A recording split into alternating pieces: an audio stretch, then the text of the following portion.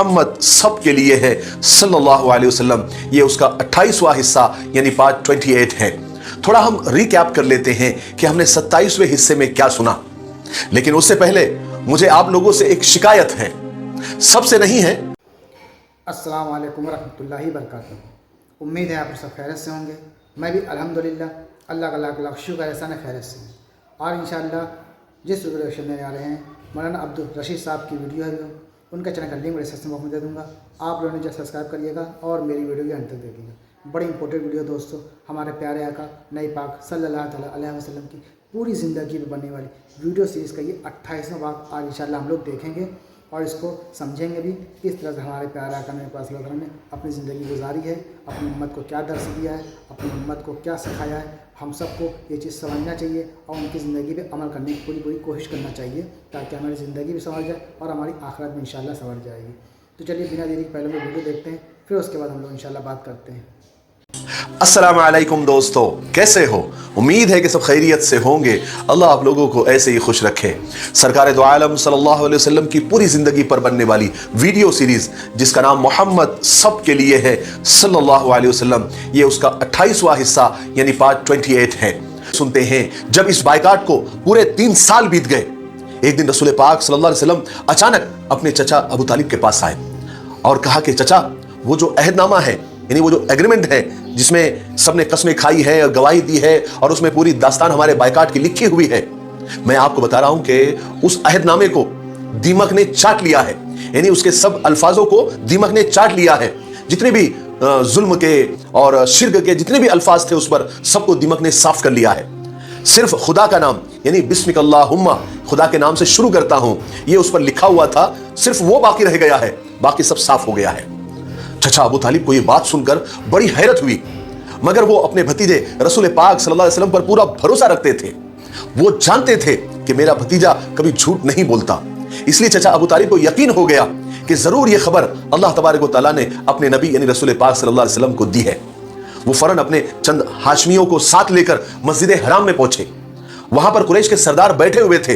इन लोगों को आता हुआ देखकर वो समझे कि हाँ, अब इनकी मुसीबतें अब इनको बर्दाश्त नहीं हो रही है। अब ये सब मुसीबतों से और बायकाट से घबराकर माफी मांगने आ रहे हैं।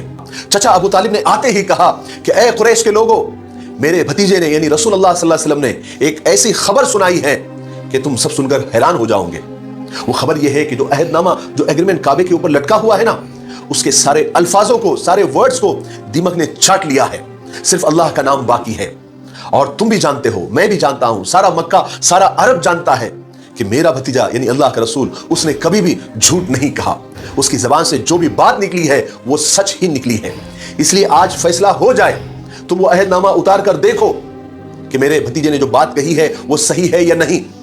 उसके सारे अल्फाज को दीमक ने चाट लिया है। अगर देखो, अगर मेरे भतीजे मोहम्मद की बात सच निकलती है, अगर सच में दीमक ने सारे अल्फाजों को साफ कर दिया है, तो तुमको ये जुल्म सितम, ये बायकाट आज खत्म करना होगा। और अगर मेरे भतीजे की बात गलत निकली तो फिर उसको मैं तुम्हारे हवाले कर दूंगा। चाहे तो तुम उसे कत्ल कर दो, चाहे तो जिंदा रखो। चचा अबू तालिब की यह शर्त सुनकर तो कुरैश बहुत खुश हो गए। उन्होंने कहा कि बिल्कुल डन, तय है, यह शर्त पक्की। क्योंकि कुरैश के ख्याल में यह बात नामुमकिन थी, इम्पॉसिबल थी कि जो तहरीर ऊपर लटकी हुई, जो अहदनामा एग्रीमेंट ऊपर लटका हुआ था, उसकी सारी लिखावट मिट जाए और सारी तहरीर मिट जाए और सिर्फ खुदा का नाम बाकी रह जाए। ऐसा कभी नहीं हो सकता। इसलिए उन्होंने अबू तालिब की इस शर्त को डन किया और इसको तय किया और जल्दी से जाकर वो तहरीर को, अहदनामा को उतार कर लेकर आए। जब लाकर देखा तो सारे कुरैश के एकदम मुंह लटक गए, क्योंकि सच में वो पूरी तहरीर, वो पूरी लिखावट, अल्लाह के नाम के अलावा सब कुछ मिट गया था। अब कुरैश लाजवाब हो चुके थे। इस तरह ये जुल्म, ये बायकाट नबुवत के 10वें साल यानी टोटल 3 साल के बाद ये खत्म हुआ।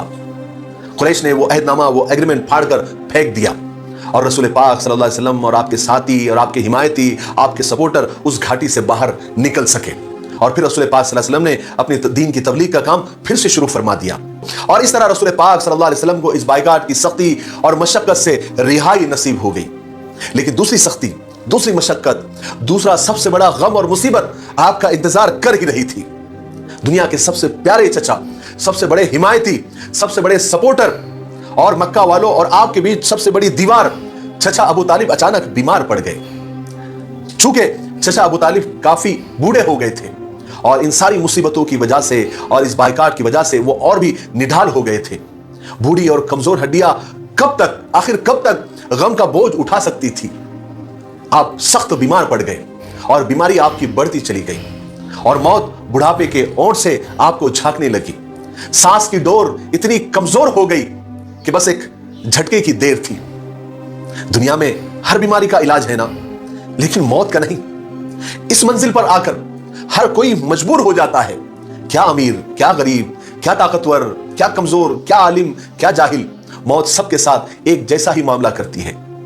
یہ خبر جب قریش والوں کو ملی کہ ابو طالب اب آخری وقت میں ہے، نزا کی ہچکیاں ان کو لگی ہوئی ہے، تو سب مل کر سب نے سوچا کہ جا کر ابو طالب سے ملتے ہیں اور آخری وقت میں ان سے کہتے ہیں کہ آپ جاتے جاتے محمد اور ہمارے درمیان کے جھگڑے کو ختم کر کے جائیں.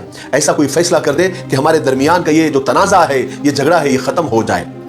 اور اگر کیونکہ جو مکہ والے تھے وہ یہ سوچ رہے تھے کہ اگر چچا ابو طالب کے مرنے کے بعد اگر ہم حضور کو ستائیں گے، پریشان کریں گے، تو سارے عرب میں ہماری زیادہ بدنامی ہو جائے گی کہ دیکھو جب محمد بے سہارا ہو گئے، جب ان کا کوئی سپورٹر نہیں رہا، ان کے چچا جو ابو طالب تھے وہ چلے گئے، تب یہ لوگوں کو ان کی طاقت بڑھی اور محمد کو یہ ستانے لگ گئے. اس سے ہماری سارے عرب میں بدنامی ہو جائیں گی. اس لیے قریش چاہتے تھے کہ ابو طالب کے پاس آئیں اور اس معاملے کو جو ہے سلجھا دیا جائے. غرض کے کچھ لوگ ابو طالب کے پاس پہنچ گئے. ابو طالب بیمار تھے، زندگی اور موت کے انتظار میں پڑے ہوئے تھے. قریش کے لوگوں نے ابو طالب کے پاس پہنچ کر کہا کہ دیکھو ابو طالب، آپ کو تو پتا ہے کہ ہم لوگوں میں آپ کی کتنی عزت ہے، اس لیے آپ اپنے بھتیجے کے اور ہمارے درمیان جاتے جاتے انصاف کر کے جائیے. اس سے کہیے کہ وہ ہم کو اور ہمارے باپ دادا کے دین کو برا نہ کہے. ہم اس کو برا نہیں کہیں گے، بات ختم ہو جائے گی. چنانچہ چچا ابو طالب نے رسول پاک صلی اللہ علیہ وسلم سے یہ بات کہی. آپ صلی اللہ علیہ وسلم کو سمجھانے لگے کہ قریش کے لوگ دیکھو محمد کیا چاہتے ہیں. تو رسول پاک صلی اللہ علیہ وسلم فرمایا کہ میں بھی ان لوگوں سے زیادہ کچھ نہیں چاہتا، بس یہ 2 جملے بول دے، معاملہ ختم، جھگڑا ہی ختم. تو قریش کے لوگوں نے کہا کہ کون سے 2 جملے؟ تو اللہ کے رسول صلی اللہ علیہ وسلم فرمایا کہ لا الہ الا اللہ محمد الرسول اللہ صلی اللہ علیہ وسلم. اتنا کہہ دے، ایمان لے آئے، بات ختم ہو جائے گی.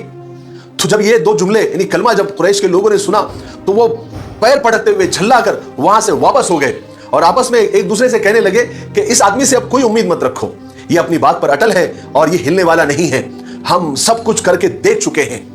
وہ وہاں سے تو چلے گئے، لیکن آخری وقت میں رسول پاک صلی اللہ علیہ وسلم اپنے چچا کے پاس آئے اور کہنے لگے کہ چچا کم سے کم آپ کلمہ پڑھ لیجئے، آپ پڑھ لیجئے لا الہ الا اللہ. آپ جاتے جاتے صرف اتنا کہہ دیجئے کہ اللہ کے سوا کوئی عبادت کے لائق نہیں ہے، میں قیامت کے دن آپ کے لیے حجت قائم کروں گا. تو وہاں پر ابو جہل بھی بیٹھا ہوا تھا اور بہت سارے لوگ بیٹھے ہوئے تھے.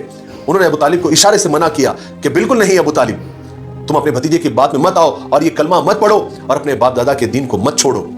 چنانچہ چچا ابو طالب نے جو آخری جملے کہے وہ یہ تھے کہ بھتیجے، اگر مجھے یہ خیال نہ ہوتا کہ لوگ میرے مرنے کے بعد ہنسیں گے کہ ابو طالب تو دیکھو جاتے جاتے موت سے ڈر گیا، تو بیٹے میں یہ جملے کہہ دیتا، میں یہ کلمہ پڑھ لیتا، لیکن میں اب اپنے باپ دادا کے دین پر مر رہا ہوں. رسول پاک صلی اللہ علیہ وسلم اپنے چچا سے بے حد محبت کرتے تھے، آپ کا بے حد احترام اور عزت کرتے تھے، اور آپ صلی اللہ علیہ وسلم چاہتے تھے کہ چچا کو دنیا و آخرت کی بھلائی نصیب ہو جائے. اسی وجہ سے ابو طالب کے اسلام قبول نہ کرنے سے اور انکار کرنے سے آپ نے بہت زیادہ اثر لے لیا. آپ بہت زیادہ غمگین رہنے لگے، اداس رہنے لگے، آپ کو بہت زیادہ صدمہ پہنچا. یہاں تک کہ اللہ تبارک و تعالیٰ نے آپ صلی اللہ علیہ وسلم پر وحی نازل فرمائی اور آپ سے فرمایا کہ آپ جس کو چاہے اس کو ہدایت نہیں دے سکتے، ہدایت دینا اللہ کا کام ہے، ہم جسے چاہتے ہیں اسے ہدایت دے دیتے ہیں. اور پھر رسول پاک صلی اللہ علیہ وسلم کے سب سے بڑے غمخوار، سب سے بڑے ہمدرد، آپ کے سب سے بڑے مددگار چچا ابو طالب اس دنیا کو چھوڑ کر اور آپ صلی اللہ علیہ وسلم کو چھوڑ کر ہمیشہ ہمیشہ کے لیے چلے گئے، یعنی ان کا انتقال ہو گیا. وہ آپ صلی اللہ علیہ وسلم کو قریش اور ان کی دشمنی کے لیے جسے چھوڑ گئے. آپ صلی اللہ علیہ وسلم چچا کی موت کے غم سے بے حال ہو گئے تھے، لیکن ادھر قریش کے گھروں میں خوشیوں کے چراغ جلنے لگے تھے. وہ سوچ رہے تھے کہ آج محمد بے سہارا ہو گیا. آج تک ابو طالب کی حمایت کام آتی رہی، لیکن موت نے اس کو ختم کر دیا، فنا کر دیا. اب ہم محمد کو توڑ کر رکھ دیں گے، نعوذ باللہ من ذالک. لیکن یہ مکہ والوں کی بھول اور کم نظری تھی. قدرت ان کی ان باتوں پر اور ان کی ان سوچ پر ہنس رہی تھی. گویا یوں کہہ رہی تھی کہ ارے نادانو، محمد کا بھروسہ ابو طالب پر نہیں ہے، خدا پر ہے. ابو طالب مر گئے لیکن خدا تو زندہ ہے. یاد رکھو محمد کو اس دنیا میں کسی سہارے اور کسی وسیلے کی ضرورت نہیں ہے. جس خدا نے اسے نبی بنا کر بھیجا ہے وہ اس کا سب سے بڑا سہارا ہے. चचा अबू तालिब का इंतकाल इस बायकाट के 3 साल के खत्म होने के 6 महीने बाद हुआ, यानी नबूवत के 10वें साल हुआ। अभी चचा अबू तालिब की मौत का सदमा और जख्म हरा ही था। ज्यादा दिन भी नहीं गुजरे थे कि अल्लाह तबारक व तआला ने एक दूसरे जबरदस्त हादसे से आपको दोचार कर दिया। और वो हादसा ये था कि आपकी पाक बीवी, आपकी गमगुसार, आपकी शरीक हयात, हम सब की अम्मा जान हजरत खदीजा रजी अल्लाह तआला अन्हा बीमार पड़ गई और चंद दिन के बाद उनका इंतकाल हो गया। वो हजरत खदीजा रजी अल्लाह तआला अन्हा जो बे इंतहा मोहब्बत करने वाली, बेहद गमगुसार बीवी थी, जो दिलो जान से आपकी खिदमत करती थी। रसूल पाक सल्लल्लाहु अलैहि वसल्लम पर वही आने के बाद जितने भी दिन वो जिंदा रही, उन्होंने रसूल पाक सल्लल्लाहु अलैहि वसल्लम की खातिर तवाज़ो में कोई कमी नहीं की। अपना सारा माल, अपनी सारी दौलत हुजूर के कदमों में डाल दिया और आप सल्लल्लाहु अलैहि वसल्लम की खिदमत में कोई कसर नहीं छोड़ी थी। हजरत खदीजा रजी अल्लाह तआला अन्हा सबसे पहली वो नेक औरत थी जो अल्लाह पर और उसके रसूल पर ईमान ले आई थी। हजरत खदीजा रजी अल्लाह तआला अन्हा वो अजीम औरत थी जिस पर अल्लाह तबारक व तआला ने अपने रसूल के जरिए सलाम भेजा था, जिन्हें अल्लाह तबारक व तआला ने जन्नत में मोतियों और जवाहरात का महल देने का वादा किया था। चचा अबू तालिब और अपनी सबसे चहीती शरीक हयात हजरत खदीजा रजी अल्लाह तआला अन्हा के इंतकाल के बाद रसूल पाक सल्लल्लाहु अलैहि वसल्लम दो जबरदस्त हमदर्दों से महरूम हो गए थे। हजरत खदीजा का इंतकाल एक रिवायत के मुताबिक चचा अबू तालिब के 2 महीने बाद और दूसरी रिवायत के मुताबिक चचा अबू तालिब के इंतकाल के सिर्फ 3 दिन के बाद आपका इंतकाल हो गया था और यह इंतकाल नबूवत के 10वें साल रमजान में हुआ था। उस वक्त हजरत खदीजा रजी अल्लाह तआला अन्हा की उम्र 65 साल थी और आप सल्लल्लाहु अलैहि वसल्लम की उम्र 50 साल थी। इसलिए नबूवत के 10वें साल को आमुल हुज़्न यानी गम का साल कहा जाता है और इसी नाम से उसको याद किया जाता है क्योंकि इसी साल गमों के 2 बड़े बड़े पहाड़ हमारे नबी पाक सल्लल्लाहु अलैहि वसल्लम पर गिरे थे। तो दोस्तों, ये था हमारा रिएक्शन जो हमने देखा हज़रत मुस्तफ़ा सल्लल्लाहु ताला अलैहि वसल्लम की पूरी ज़िंदगी में बनने वाली वीडियो सीरीज़ का ये आज 28वां पार्ट इंशाअल्लाह हमने देख लिया है। अब इंशाअल्लाह मैं चाहता हूँ 29वें पार्ट से आपसे मुलाकात करेंगे। उससे पहले मैं आप लोग बता दूँ दोस्तों, वीडियो बनाने में बड़ा मेहनत लगती है, बड़ा वक्त लगता है, बड़ा टाइम जाता है, तो आप लोग को भी चाहिए हमारी मेहनत को ज़ाया ना करें और इस सीरीज़ को कम से कम जितना हो सके शेयर तो करें ताकि लोगों को पता चले और उस पर अमल करने की कोशिश करें। किसी ने भी इस पर अमल कर लिया, आपके भेजे मैसेज से मतलब इसको आपने शेयर कर दिया, तो समझिए सबको सवाब मिलेगा इंशाअल्लाह मैं चाहता हूँ। तो फिर मिलेंगे शायद नेक्स्ट वीडियो में, तब तक के लिए अस्सलाम वालेकुम व रहमतुल्लाहि व बरकातहू।